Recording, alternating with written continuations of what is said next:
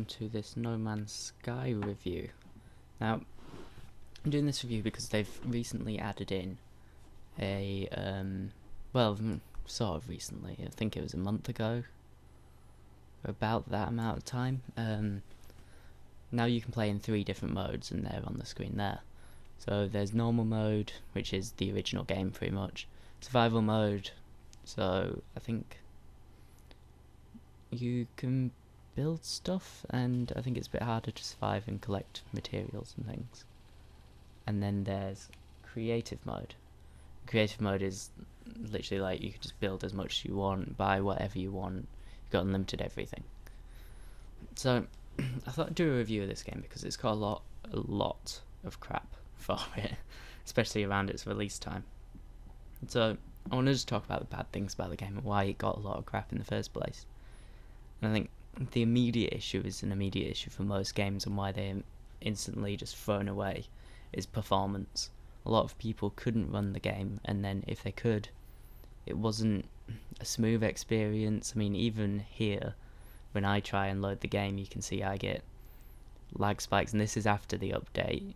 You get a lot of lag as it's trying to load it in, and I think this goes due to they have no loading screens.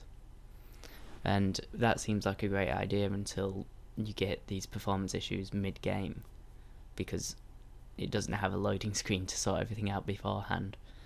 I mean, this is it technically loading into the game, but the way it slows down and jutters straight away, and that's in the opening window. People don't like that. I personally can deal with it, and I don't mind, but it is a big turn-off for a lot of people. I think the main problem with the game is they have a lack of aims. When the game first came out, and I'm talking about before the update here, you got thrown in and you had to follow something called Atlas to help you. It was kind of like a tutorial to help you get used to the game and things like that. But in the end, there was no proper aim. You could explore planets, and I mean, they said it in interviews beforehand. People said, what is the aim of the game? And they said, well, there isn't really one. If you want, you can try and get to the centre of the galaxy. That's one sort of aim. But a galaxy full of 18 quintillion planets, you've got no chance really of getting to the centre. It's just impossible. Especially with the fact that you've got to build warp cells and things like that to travel. And that just became quite tedious because you had to build something, then build something else. I think altogether it was about 8 things you have to build one warp cell to go to a different galaxy, of which might only have 3 planets all useless in. Yeah, it just becomes a bit tedious. I think that's probably the best word for it in the gameplay style. Especially seeing as there were sentinels, so the sentinels would stop you on certain planets. They would be really vicious and attack you if you walked on it too slowly and things like that, which I understand it's something to compete with and things like that, but when you're trying to collect resources to get somewhere good but you can't because of sentinels, it hinders the player for no particular reason necessarily. So yeah, I think the lack of clear aims, and a game like this, I think we're very used to survival games with multiplayer now. Like, even early access survival games will come out and they will be a single player experience but bring out multiplayer. You just like going through a survival game with your friends, being able to build stuff with your friends, explore the area with your friends. So I think that was just a big issue with it, because they said it was technically possible and then it was proved that it wasn't possible. They said you could technically do multiplayer if you saw each other on a planet, but actually finding each other is impossible. But it wasn't. People found each other, they were stood in the same spot at the same time and they couldn't see each other, so the multiplayer wasn't there, so that was sort of a lie, I guess. Don't know, it depends how you view it. Now, the good side of the game when it came out was the experience of it. Knowing that you're in a planet full of 18 quintillion planets. You're in a universe full of that many planets. You're looking at an animal on your planet which probably no one else will ever see. And and you get to name it and things like that. Like, the experience of discovering all these things was actually quite brilliant in a way, and really relaxing to a degree. You know, I spent ages, just naming things that I saw that I thought looked cool, and the fact that loads of plants look different, so you can travel to different planets and just explore what's there. And just the sheer size, you know, each planet could be the size of Earth and things like that, so you can't help but be overawed by the scale of the game. You know, travelling here, there and everywhere, and then realising you've spent 2 hours on a planet and you've only explored a tiny bit of it. You know, and the fact that it's all procedurally generated, so you will see stuff that no one else will ever see.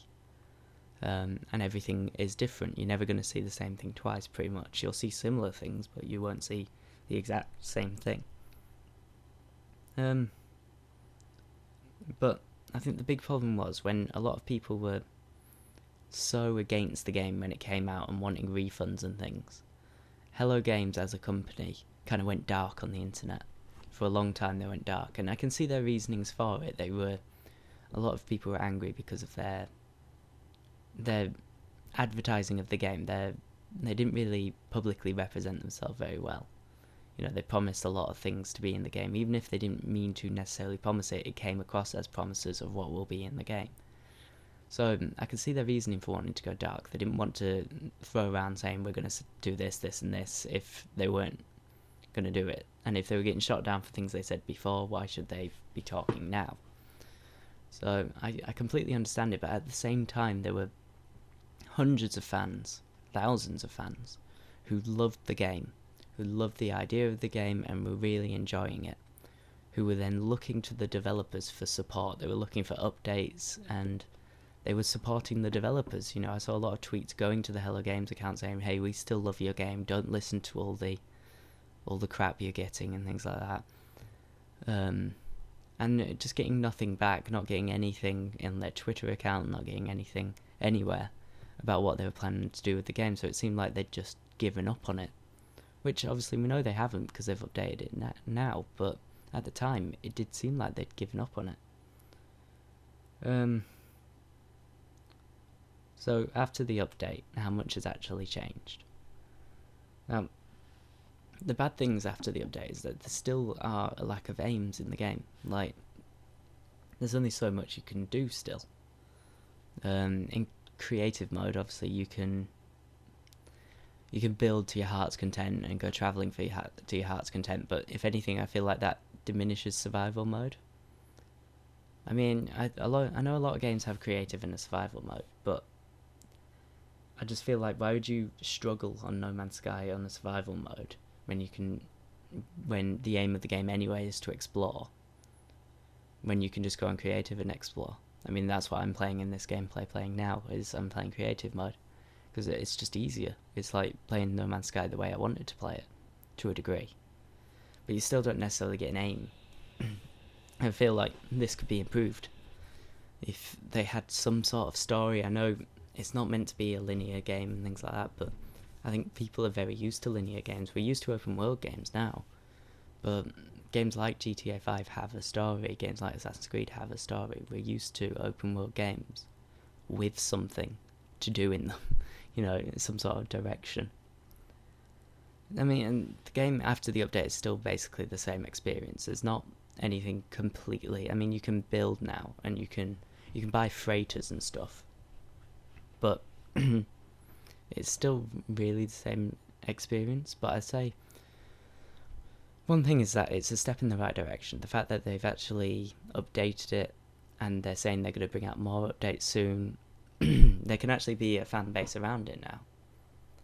Yeah, and they can actually get some sort of fan base around it who can stick around a game that they know is going to be worked on, and they're not just going to give up on it. I think it just needs something. It needs some voice actors for a start, I think, because it's a huge game, and if you're going to play it single player, which they're kind of insisting on, I don't know if they're planning on bringing out multiplayer, but if you're going to play it single player, you need something, because otherwise it's quite a lonely game. It's quiet. There's music to it, but it's just, I mean, I end up listening to audiobooks or something like that while playing it, but just to, because otherwise if you play it for a long time, it's just nothing. So I feel like some voice acting, a bit of a storyline to follow, characters would actually help the game. I don't know how they'd implement it, but I think it would help it quite a lot. Some sort of objective to it, so like when you have a battle in space, some sort of reason to have that battle. If you gain like a ship or something, a freighter, from defeating people, that'll give you more reason to actually want to go do that. Now at the moment it's just like people are attacking you, survive, and you gain a few resources from it, and it doesn't make too much of a difference.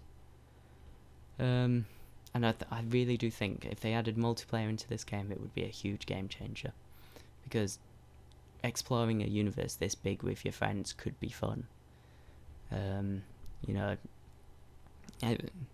They added it to the forest ages ago, and once multiplayer came in, loads of people went back onto the game. I mean, I've not played that game in ages, but it did give it a whole new lease of life. People exploring together and playing it together. And I think that's something that they should add in. Being able to find your friends and just spawn in on them or something would be a nice movement for the game, and it'd give you more that you could do. So I'd just say, in conclusion, it's a huge game. It's a game like nothing we've ever seen before in the gaming industry. And the scale of it it's hideously huge. And it's a shame that it's got so much crap straight away. I know it's quite a few months on, but an engine this impressive and this size can be something brilliant. With a few more objectives and things like that, I think it shouldn't be something to be dismissed so easily like people have done, because what they could do in the future could be amazing. And it all just comes down to the company now, as to like how well they manage it, what they do with the updates, whether they listen to the fans who are still supporting it as to what they should update it with. So yeah, I think they've had their downsides, don't get me wrong, but I don't think the game's as bad as people say it is. It's definitely got upsides to it, and it's got so much potential. It's just a shame for how it was first released. But anyway, I'll leave that episode there. Well, that review there. I'm going to try and do a review video each week. So this week's one. Let me know in the comments if you want me to review a different game for next week. If not, I'll pick a game which I think needs reviewing. And I will see you in tomorrow's video.